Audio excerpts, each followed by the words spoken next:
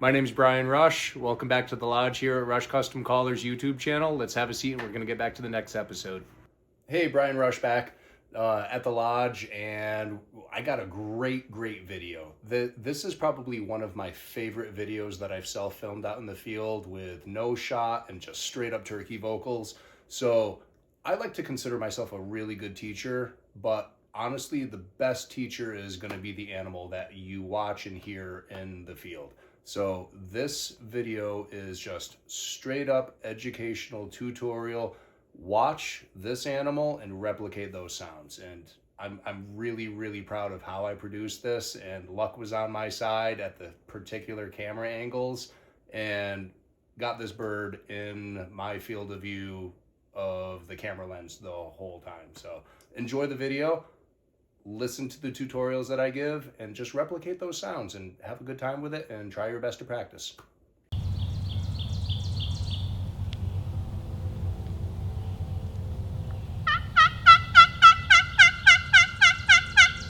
So me being right-handed, the striker goes in my right hand, the pot is in my left hand, and as soon as the striker tip touches the playing surface of this slate, I am just going to make small counterclockwise circles with the striker tip. Important thing though, don't take the tip of the striker off of the pot. Leave it on the pot the whole time for every sound that you're going to create here. So with yelps, all I'm going to do is make small counterclockwise circles. Yelp, yelp, yelp.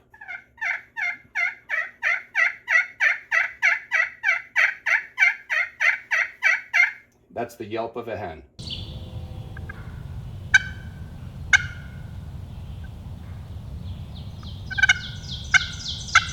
Now cutting, I still haven't taken the tip of the striker off. All I'm going to do is pop it, one syllable, back towards my chest. Pop, pop, pop, pop.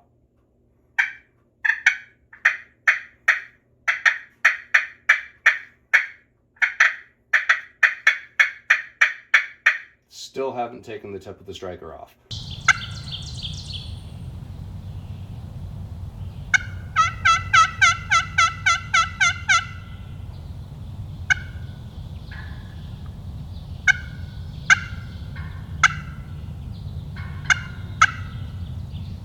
So right now, you're listening to the cutting of the turkey.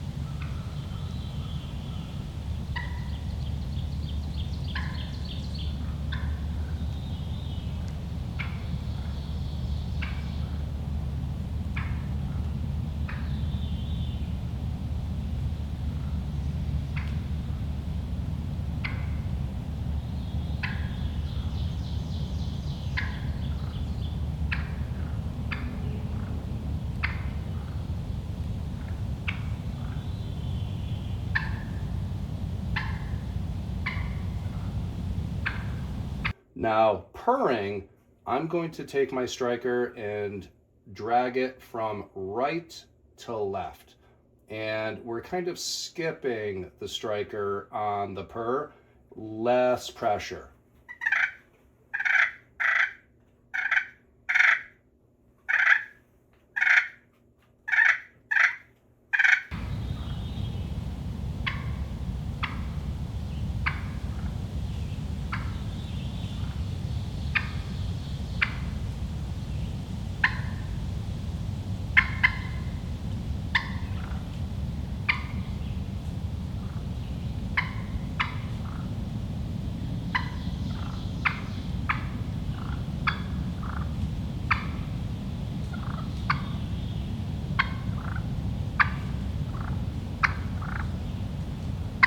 Big suggestion though, all of that vocabulary, as soon as the tip of the striker goes on the pot, don't take it off of the pot. Leave it on. Yelps, cuts, and purrs.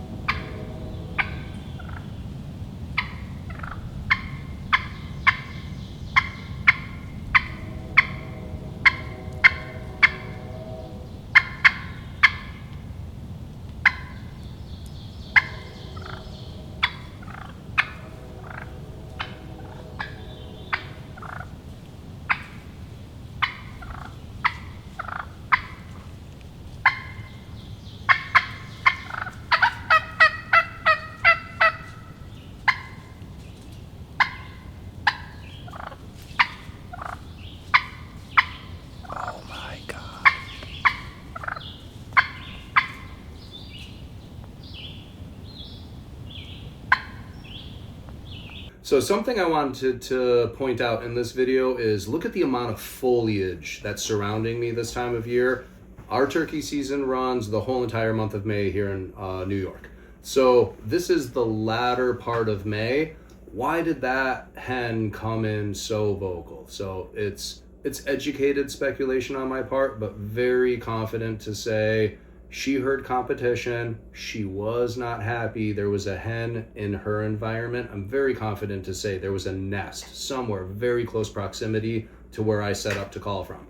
So I'm hunting the male, the tom turkey, and didn't have the gobble. She answered, and how much fun is that to just, film turkeys doing turkey things? I have no idea if that bird is in frame.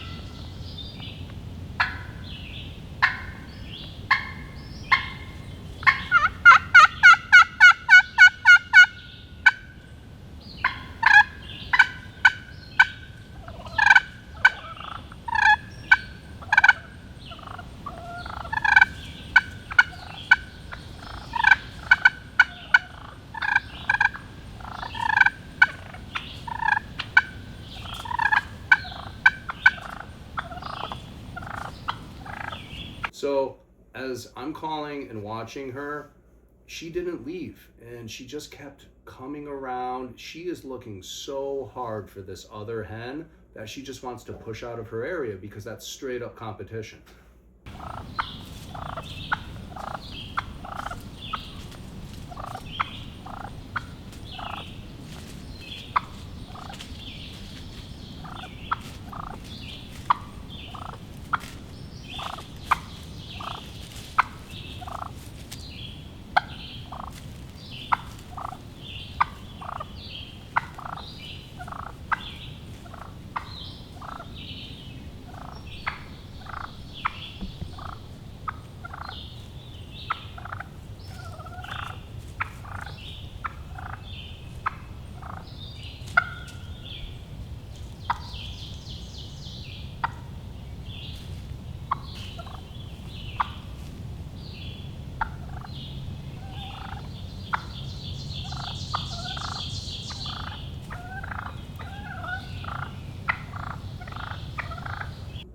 So I have no idea where this nest is, but it's educated speculation on my part. It's the time of year. We're graduating through the latter part of May, and she's really grumpy that there's another hen in her area where she's nesting. It's competition, and she wants to sit on that nest unmolested, left alone, and hatch those birds. She doesn't want to deal with competition.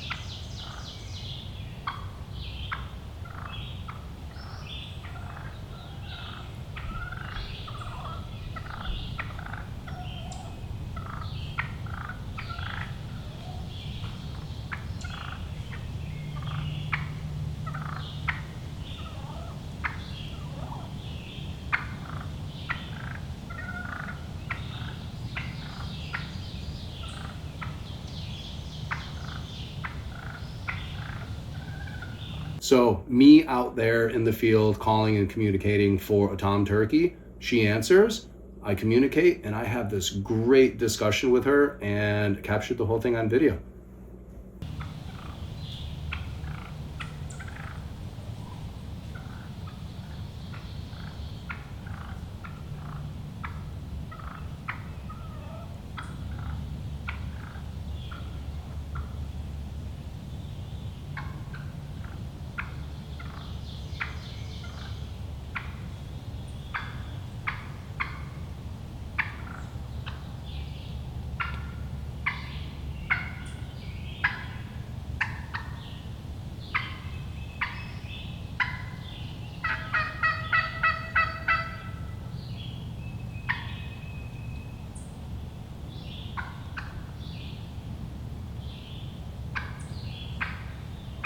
All right, so before you ever even start making sound on a pot call, I want to talk about conditioning the playing surface. So on a slate call like this, one of the big not to do's is touch the actual playing surface. The reason for that, you can clearly see the fingerprint that I left behind on the playing surface of the slate.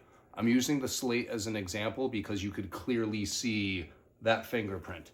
Now, sound is created from friction. When you add a lubricant, you lose friction and you lose control of tone. So don't ever touch the playing surface. Now, conditioning the playing surface. Scotch-Brite is the go-to for slate playing surfaces. Not drywall screen, not sandpaper, Scotch-Brite. That little fingerprint right there. And all I'm going to do to condition the surface is just rub the Scotch-Brite across the playing surface. I've gotten rid of any imperfection of sound quality on that playing surface. And I brought this just to show piece of black cloth, slate. Hopefully you can see that shadow right there of how much slate just came off, that dust.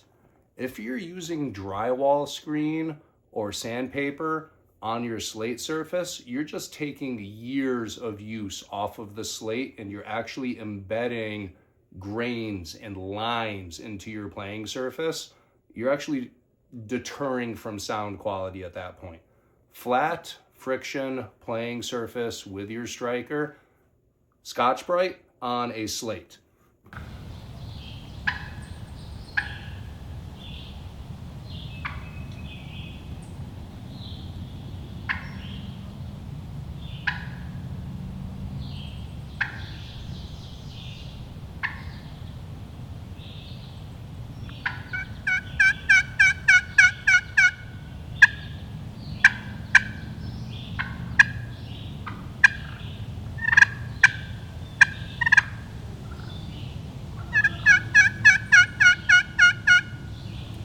Now, with a harder playing surface like glass or crystal, That's where you want to use drywall screen or sandpaper. I recommend 180 grit to 220 grit, something like that, for sandpaper or drywall screen. And your playing surface where there's friction, there's no friction on flat glass, but there's friction on the playing surface. So with sandpaper, I'm just going to recondition that surface. Same thing. Boop. You can see a little bit of that glass dust that comes off. Harder surface, you want a more aggressive of a conditioning product to actually condition the surface. So the other thing that you can do, three things I recommend: drywall screen, sandpaper, or a conditioning stone. That conditioning stone is super hard on a super hard playing surface. You're basically just cleaning the surface so you have no lubricants and really, really good friction to create tone with your striker on your pot.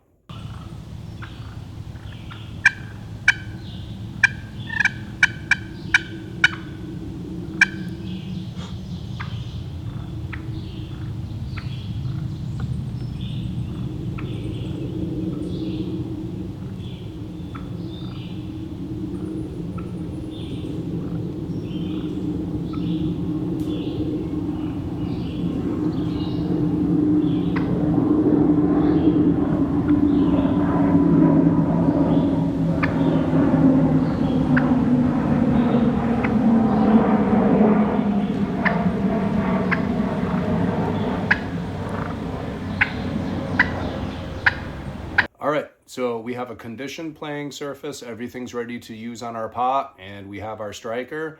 Now, different calls are going to make different sounds. You could have one pot call and one striker. Maybe you don't like the tone.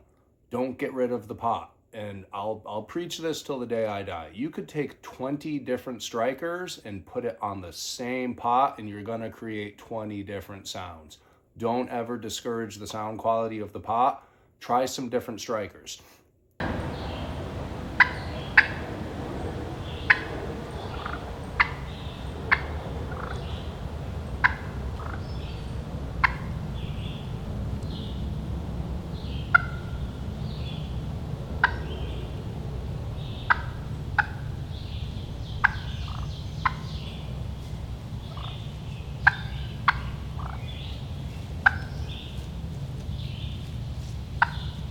So when you're ready to play, you have a clean conditioned surface of a striking surface on your pot call, holding the striker. I'm right-handed.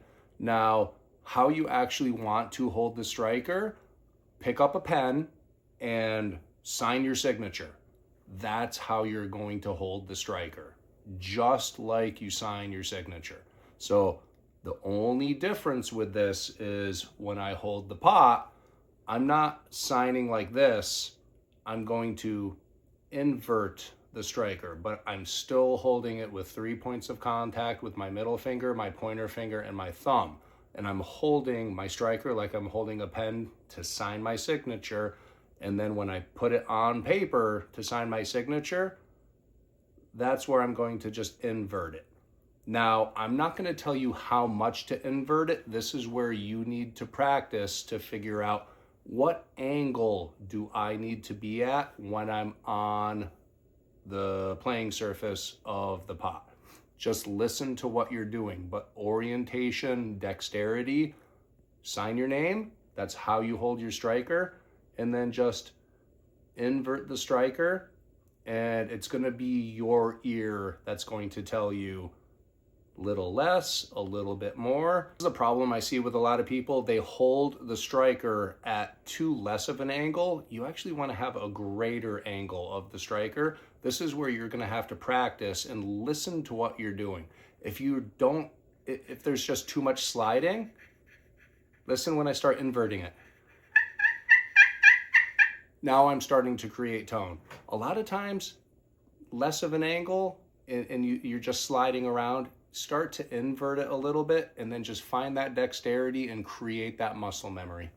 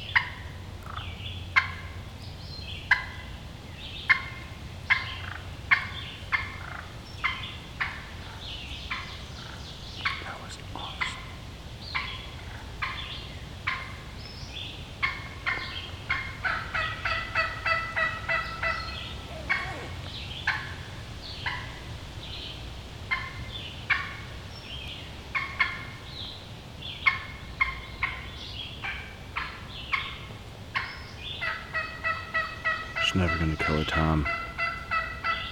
Totally overcalling.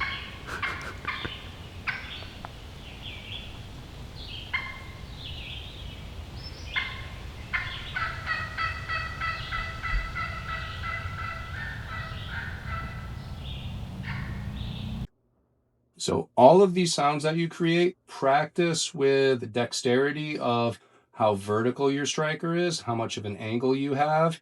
What the tip of your striker actually looks like is going to play another role in creating sound. The biggest thing is listen to the sound quality of the orientation of how you're holding the pot at what angle, and especially the orientation of how you're holding the striker. So 3 calls that we're going to do right here are yelps, cuts, and purrs. So one thing you're going to watch, as soon as the striker touches the friction surface right here on top, this is glass over glass. I like this higher pitch tone.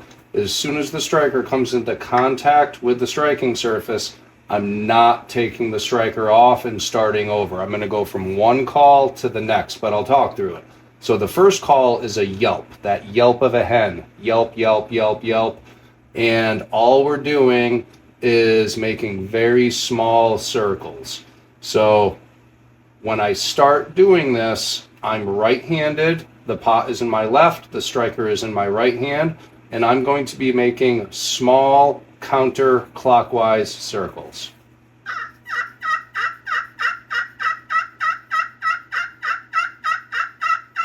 Small circles. The tip is still on the friction surface. So from yelps, I'm going to go right into some cutting. Yelp, yelp, yelp, yelp. Cuts.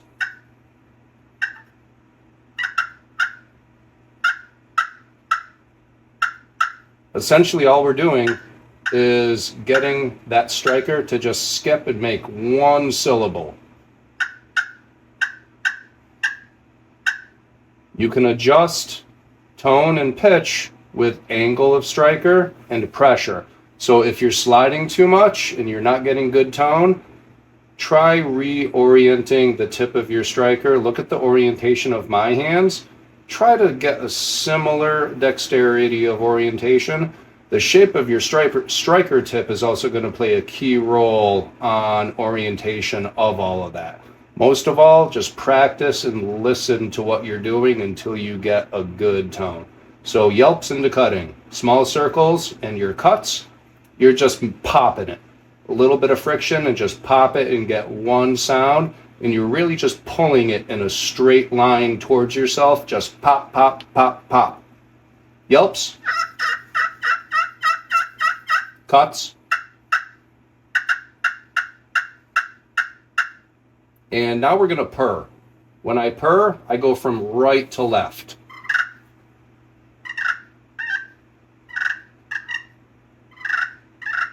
And you want that striker to just skip nice and gently over the surface of the pot.